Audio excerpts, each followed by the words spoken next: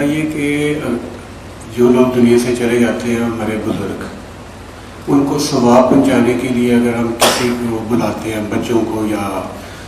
کسی حافظ قرآن کو کہ قرآن پڑھیں، تو کیا وہ ثواب انہیں ملتا ہے؟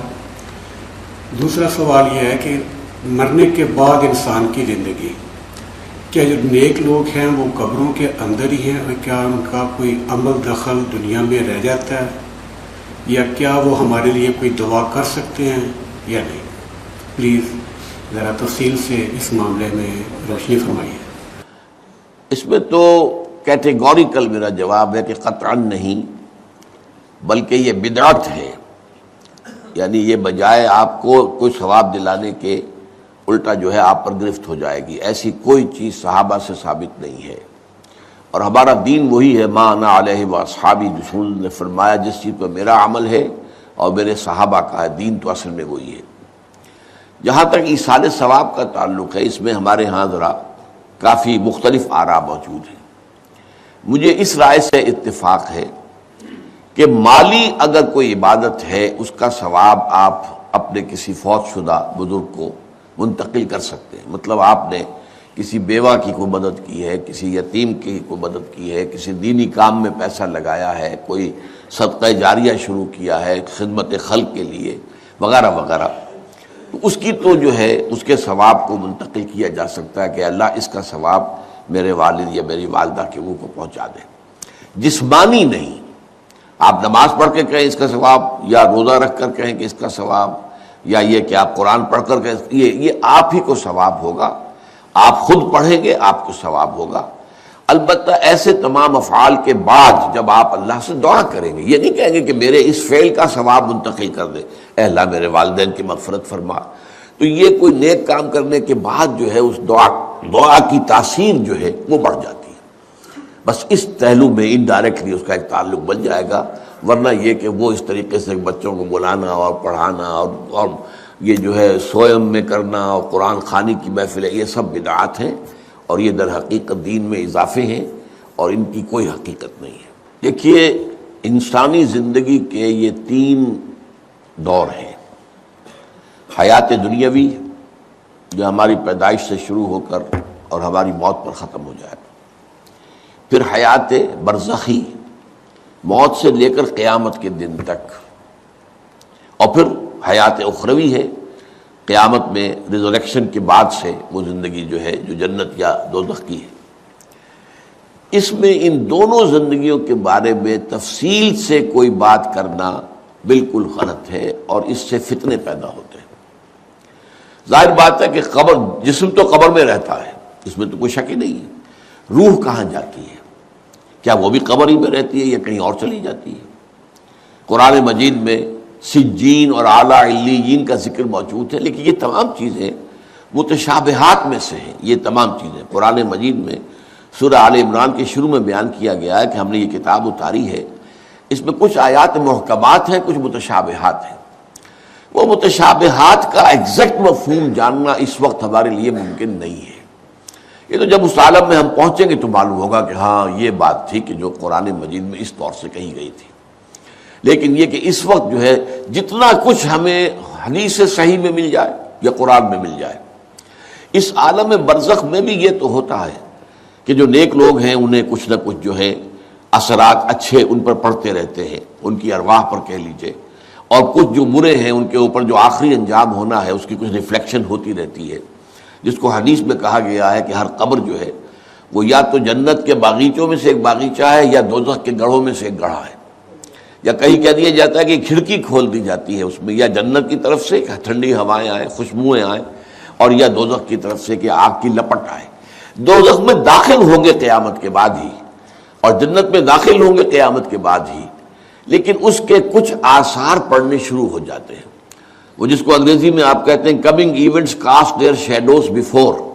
بعد میں آنے والے واقعات جو ہیں ان کے کچھ سائے جو ہیں پہلے سے آنے شروع ہو جاتے ہیں۔ تو اسی طرح سمجھیے کہ جو کچھ آخرت میں کسی انسان کے ساتھ ہونا ہے اس کا ایک عکس جو ہے وہ عالم برزخ میں شروع ہو جاتا ہے۔ اسی لیے قرآن مجید میں یہ بھی آیا ہے کہ یہ جو آل فرعون تھے یہ صبح و شام جہنم پر پیش کیے جاتے ہیں،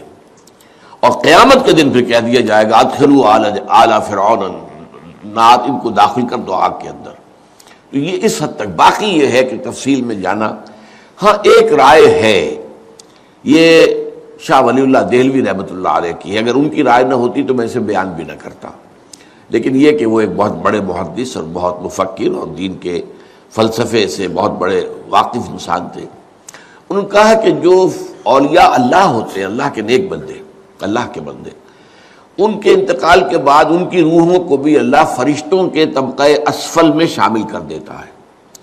یہ فرشتے ہیں نا، اس وقت بھی موجود ہیں، ابھی شاید اگلے ہی جمعے میں وہ حدیث جو ہے اس کا بیان آئے گا کہ جب بھی کسی گھر میں، اللہ کے گھر میں کچھ لوگ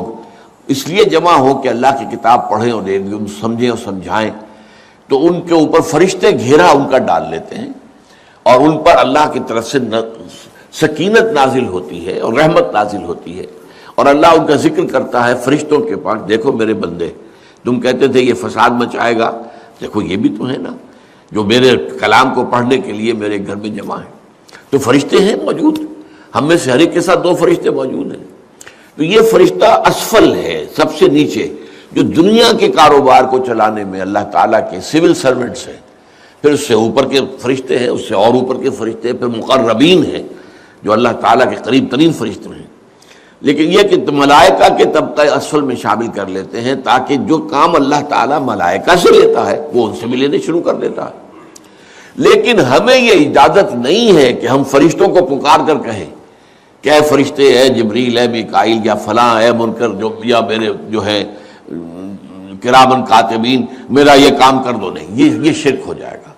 اسی طرح ہو سکتا ہے کہ انبیاء کی ارواح جو ہے وہ بھی اللہ تعالیٰ نے شامل کی ہوئی اس لشکر کے اندر، وہ کام کر رہے ہوں اور وہ اللہ تعالیٰ کے حکم سے مختلف معاملات جو ایگزیکیوٹ کرتے ہوں، لیکن ہم کسی کو پکار نہیں سکتے۔ بس یہ اگر آ گیا میدان تو یہ پھر جو ہے شرک شروع ہو جائے۔ کوڑا تخت دنیا دا باہو، فکر سچی بادشاہی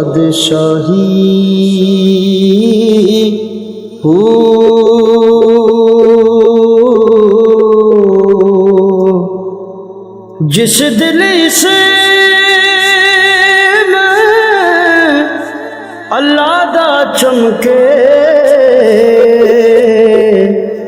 عشق بھی کردہ ہلے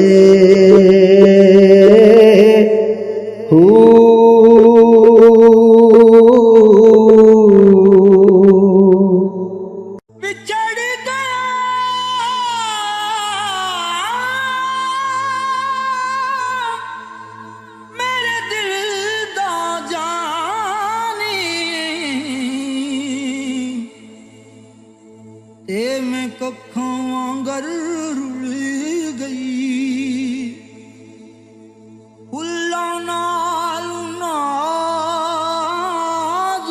جندڑی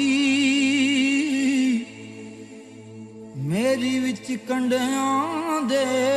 رل گئی۔ غم سجنا دے مار مکا